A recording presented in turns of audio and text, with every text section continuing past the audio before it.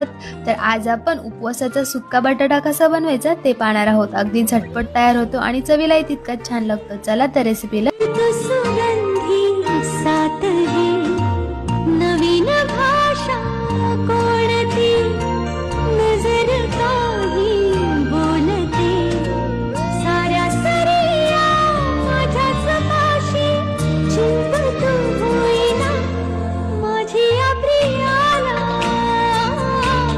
प्रीत कळेना